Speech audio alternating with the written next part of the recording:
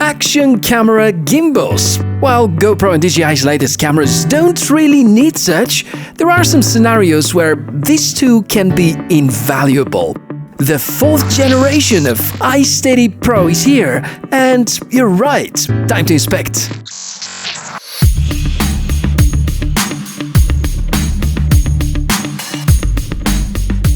Hey, nice to meet you. How are you doing today? Maybe you can comment below and let me know, and happy Monday, because it's Monday when I record this episode. Never mind, I'm Michael, it's Tech for All, where we inspect fresh and cool tech.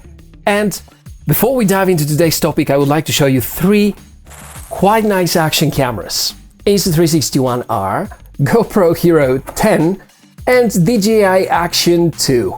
The common between these three action cameras, besides being expensive of course, they are extremely good about image stabilization, and they pretty much make devices like this, an action camera stabilizer, to be obsolete. And by the way, that's the iSteady Pro 4, the latest and greatest from the company. A very nice solution if you have an old action camera which doesn't have good stabilization or doesn't have any stabilization at all, and you want to bring it back to life. An amazing solution, which is very similar to what the DJI Pocket 2 can do, but at a much better price. Now, I mentioned GoPro, Insta360 and DJI Action 2, but even with them and their great stabilization, there are a few practical implementations where it would make perfect sense to have an action camera gimbal. As an example, you can look into this footage where I'm with a scooter, and if you look at me and the scooter, we are super sharp and crisp, and everything around us while I'm riding is a bit blurred. You can see the grass, you can see the pavement, you can see the road. It gives you this nice feeling of something being shot with a very expensive camera gear, something that you can see usually on the movie scenes. But actually, this is something very easy to achieve if you have the right kind of action camera, and more importantly, the right kind of action camera gimbal. Just like what happens to most tech gear in 2021, price is a little higher than the predecessor, and by the end of the video, you probably would agree with me that the $135 that HomeTech are asking for this gimbal may be a bit too much. But let's hope to see some serious improvements and cool ideas, because if it's good enough, it could well justify such a purchase. Believe it or not, competition in this segment is not that serious right now. But if I remind you about the fact that each and every smartphone gimbal can turn into an action camera gimbal using such a plate, that just unlocks a whole lot of other options. Now, unboxing, the iSteady series have always been among the best packed gimbals for their budget, class and size, and luckily HomeTech won't disappoint with this fourth generation either. A nice looking box, quite many highlights and specs visible already. Inside, it's great to see a carrying hard case, and just as it used to be with the previous generations, you can actually put there a gimbal with the camera attached. Believe me, this is great for avoiding scratches and issues. First thing to check, the user guide and the quick start guides, well written, full of practical ideas, and please take some time to read them. Being knowledgeable about how your gear works is not cheating. There are three types of connectivity cables, for mini USB, micro USB and Type-C, so there's a great chance that you may use the button on the gimbal to trigger the shutter on your action camera, which is really helpful. A basic tripod is also included. Don't expect too much from it, but it's good to have, especially if you plan to make some motion time lapses. Here's the gimbal itself. It has the DNA of the older generations of HomeTech's gimbals, because the design and construction are quite similar if not identical. As a reference, here is one of my favorite smartphone gimbals, the iSteady Mobile Plus, which, as you may notice, has pretty much the same kind of motors and button layout and is close to 3 years old. What is new here is the quick-release clip design, and it looks like it's the gimbal part which most makers have priority about. The clothes are so much different to the previous generation, and what I can share from my modest close to 2 weeks experience with this gimbal, they are by far the most convenient and almost really quick releasable. Definitely the best action camera implementation so far, and thanks to the auto-adjustable mechanism, fits almost any kind of action camera, thinner models, thicker models, and some weird form factors. Well, from the popular models, Insta360 Go series won't fit, and DJI Action 2 is, well, it can theoretically fit, But I guess Hohem have to release a special accessory in order it to be safely attached and the front part not to block the lens.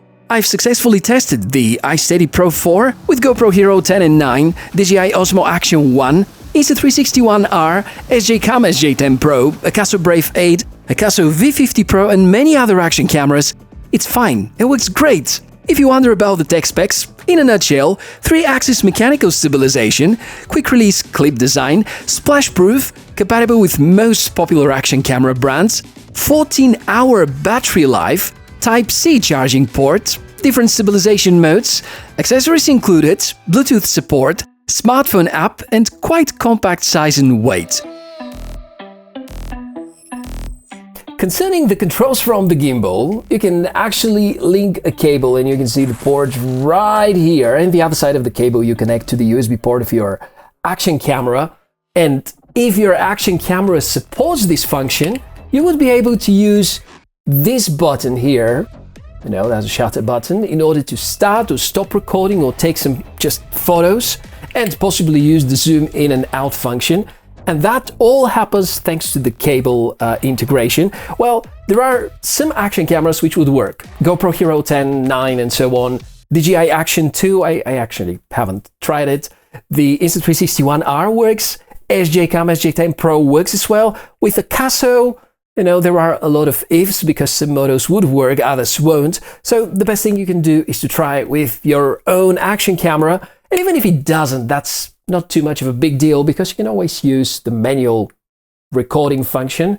Well, with action cameras, since they don't consume that much battery, if you have a big enough SD card inside, you can just start the recording, do whatever you need to do in terms of movements, and then cut these scenes in post-production. Quick guide for the operation. Using this button, you can power on and off the gimbal. The joystick can point the camera towards the direction of your choice. Here's the mode button. Pan follow, that's the default, and locks all the axes but the horizontal one. There's pan and tilt follow. The camera is leveled horizontally and follows panning and tilting.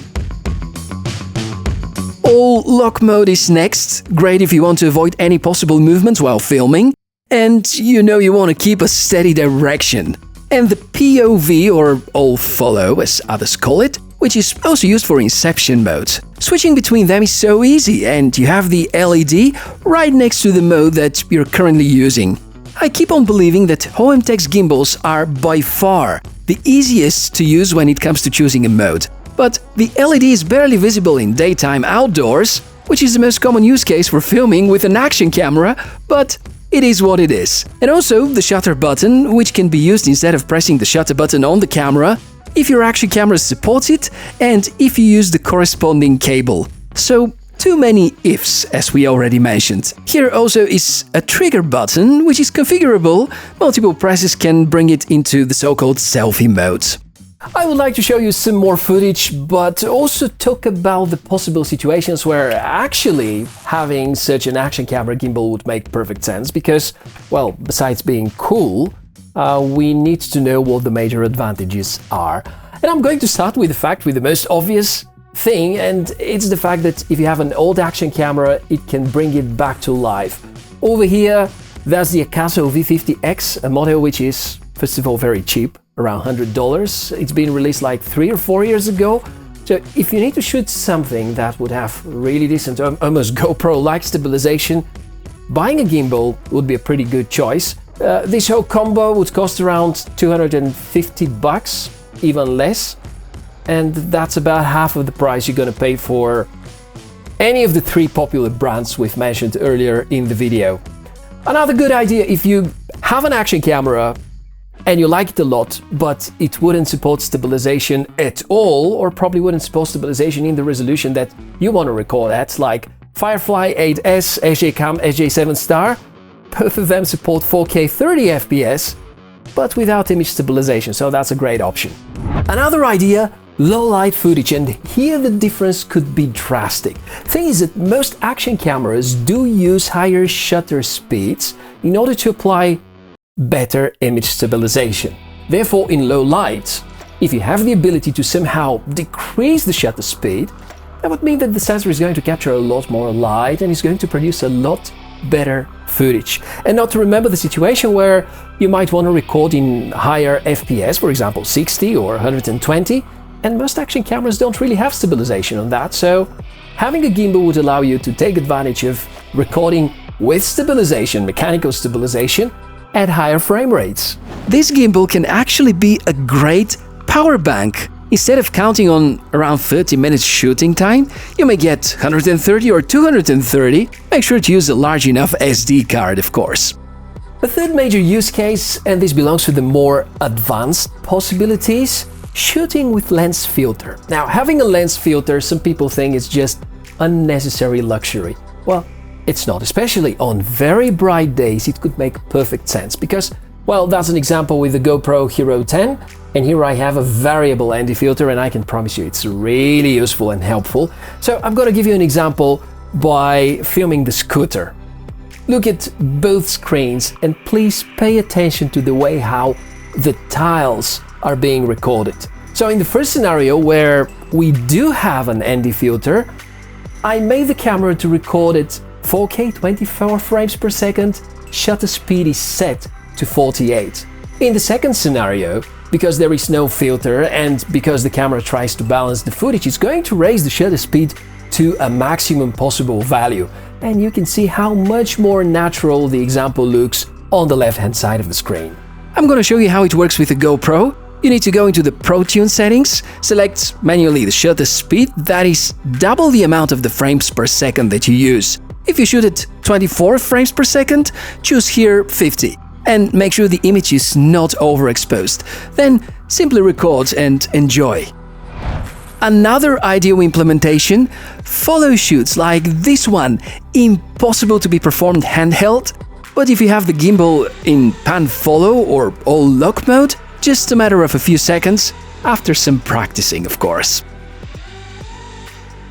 And also you have a smartphone app to fine-tune the motors. If there are vibrations, it is most likely because of the weight balance or the weight of the camera itself, so try changing some of the motor settings. You can also trigger the so-called motion time-lapse, where the camera is going to turn to a side and it makes the time-lapse a lot more interesting. You can do this with much more basic gear, of course, like this mechanical tool costs only $15.